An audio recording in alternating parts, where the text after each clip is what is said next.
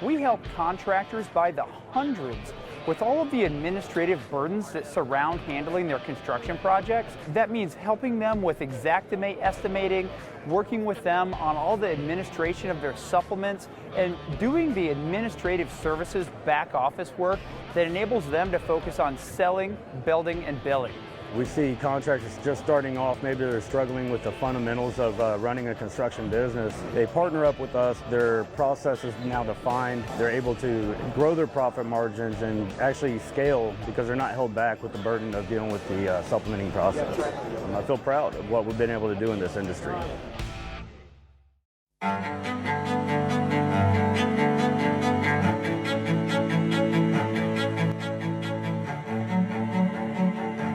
This is Larry Bache with the Merlin Law Group, helping policyholders for more than 30 years. If you have a claim or your client has a claim that needs help, please feel free to call the Merlin Law Group because we are the true policyholder advocate. C3 was eager to help us, and even whenever we weren't giving them work, they were still eager to give advice. The things that they were putting out for the pertaining from DMO to RFG, and giving that to the industry and not charging anything for it, I thought was really cool. And that's stuff that I, as a contractor, appreciate. I'd recommend C3 to any contractor who's looking for a PA, especially if you're around Colorado. Great guys, man. I'm nothing but happy with the work they've done for us.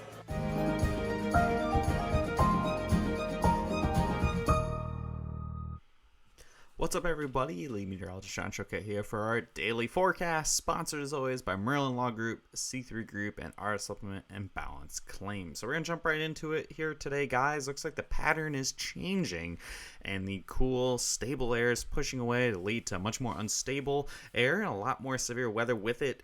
Much busier pattern begins today. Those much bigger hail threats are returning for this afternoon and into the overnight hours.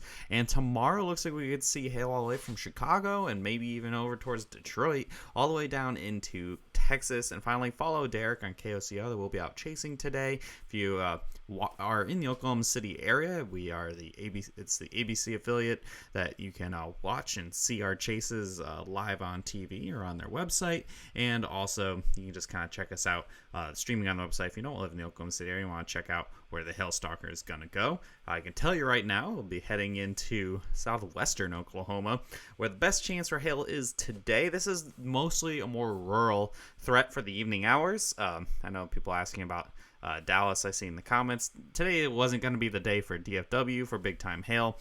We have potential up to baseball size hail here in southwestern Oklahoma, western Oklahoma, and parts of the Texas Panhandle, extending all the way south towards Odessa. So everywhere in the most significant hatched area is going to be where we see that biggest hail potential. I got moderate chance for both Lubbock and Odessa. Looks like storms may be forming pretty much right over those cities, and these storms are going to be explosively developing, which means they will have the chance to make a large hail right away. So again, that got that moderate chance there. And then low chance for Abilene, low chance for Oklahoma City, low chance for Wichita. All three of those because it looks like storms are going to be pushing further to the east and then turning more into a line, more of a wind threat than a hail threat. So there is a chance we could see a little bit of hail in those cities, but more likely it's going to be heavy rain and wind when we're moving into there. Now, pushing into the overnight hours, this area further to the north where you see Kansas City, Omaha, Davenport, all at risk, that's going to be much later tonight. That's going to be after midnight or so, going well into the overnight hours. Looks like some storms are going to form. And where I have the golf ball size hail highlighted is probably the most likely chance you're going to see those storms. So I think it's going to kind of split the difference between Kansas City and Omaha, maybe a little, probably closer to Omaha. So storms will probably be to your north, Kansas City, and pushing north with a warm front as the warm, moist air pushes up towards the central northern plains. And we could see up to golf ball size hail with that. Currently low chance just because, again, we might end up splitting the difference between the two cities here of Kansas City and Omaha. So going into the wind forecast, I did mention a higher wind threat, and yes, that does push a little closer to Oklahoma City. Overall, fairly low wind threat, just more downdraft, gusty storms that could have winds 65 to 70 miles an hour, especially in the hatched most significant zone. That's probably your most likely bet for seeing that wind getting closer to 70 miles an hour. The moderate zone, that's actually a lot in Oklahoma that I've highlighted here there. I know the city name isn't in there, but that's what we're looking at. Otherwise, low chance, pretty across the board here from Wichita all the way down to the Mexico border. City forecasts here, so we're going to break it down by city. Lubbock, Texas, the first one I'm highlighting, between 3 and 7 p.m. today. Could have up to 3-inch hail if anything really goes to town, especially if it forms just to the west of Lubbock or on top of Lubbock. You could see that big hail right away. Moderate chance of at least 1-inch hail, and then just slightly lower chance at borderline, low moderate chance of golf balls or larger. Only real concern is if storms form on Lubbock and then kind of push off to the east a little bit here. So Oklahoma City, you will see storms between about 9 and 11 p.m. this evening, but that hail size is probably pretty low. Maximum, absolute maximum potential would be about ping pong balls. Really looking more like smaller hail, much stronger wind potential, so pretty low chances there. You got that low chance of at least quarters, and then even lower chance again of up over golf ball size hail. Omaha, much later, 1 a.m. to 4 a.m. and up to golf ball size hail possible with that. These are going to be elevated storms that are going to be pushing to the north. Equal chances in terms of quarters or golf balls. I think the biggest question is, are storms going to be too far to your south and not quite make it to you, or moving off to your east or whatnot? And we can look in the future radar here, and you can actually see that chance for storms. So this is going to be through the remainder of this afternoon. You see those storms blowing up in Texas Panhandle, pushing into Oklahoma, and then very, very late. And then this is well after midnight, you see those storms trying to form. This particular run wants to keep those storms between Omaha and over by Kansas City. So that's why you got that low chance for both of those cities, looking like it might be a little closer there. And it looks like we have going ahead to tomorrow. This is a complicated forecast, to say the least. A lot of what happens tonight is going to determine how tomorrow plays out. Right now, this is my best bet, or my best guess as to what we're going to see. I think hail sizes may get larger than golf ball size. I just have that tentatively as we kind of figure out stuff for tomorrow. My best chances, I'd say right now, is the Kansas City area and then over by Davenport. But we could see that large hail, I mean, up to golf ball size hail possible, leading towards the Chicago area, maybe even as far east as Detroit. And then we could see it all the way down to Abilene, especially when you get further south into Oklahoma and into Texas for tomorrow. I think it'll be 1 or 2 storms over that entire area. So that's going to be pretty isolated there. But once we get north into Kansas and Missouri, that's that much better chance of seeing that larger hail. Whoops. Hang on. I went. There we go. That's what we're showing. Future radar for tomorrow. You see storms blowing up in the afternoon in Illinois, Iowa, Missouri, and into Kansas. So we could see some pretty big storms there over by Kansas City and possibly over by Chicago as well. We're watching this carefully. A lot more populations at risk tomorrow for the Great Lakes region over by Kansas City, and then even further to the south. Again, there's only going to be 1 or 2 storms that form here. It's a pretty quiet future radar for Oklahoma and Kansas, and lots of Kansas. And people asking about Denver.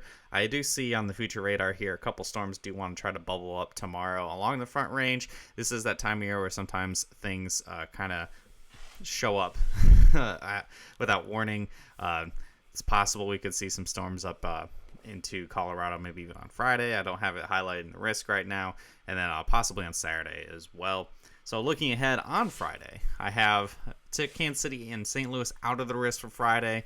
But I still got Dallas in there. I got Oklahoma City in there all the way down to Mexico. I think we are going to see storms fired on Friday that could be fairly significant. We just have to figure out where what we call outflow boundaries, things that will trigger storms, where they end up.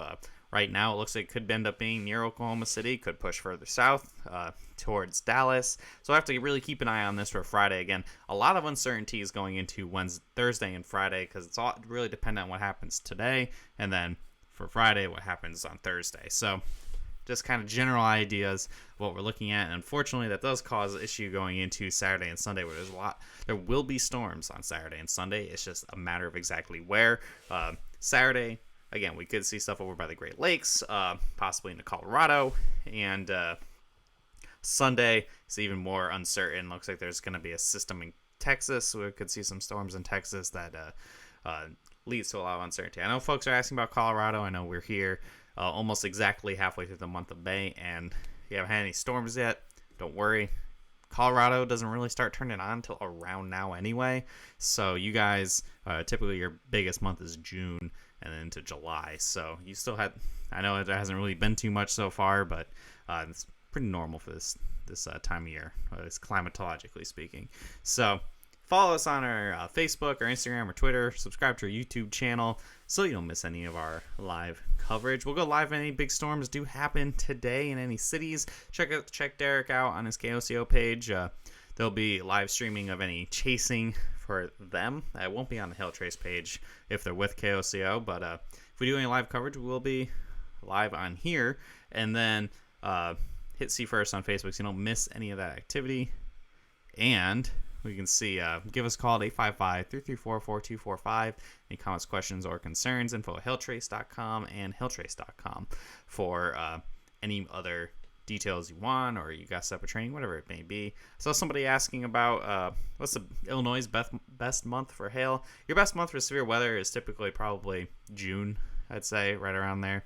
So, yeah, as long as you don't get another F4 tornado, you don't need that. So, all right, guys, we will be back later if there's anything worthy of doing live coverage. If not, I'll see you again tomorrow at 12 o'clock for our daily forecast here in Oklahoma City. And hopefully we'll be doing some live coverage, especially tomorrow where we see a lot more cities at play. So thanks for tuning in, and I'll see you guys later or tomorrow.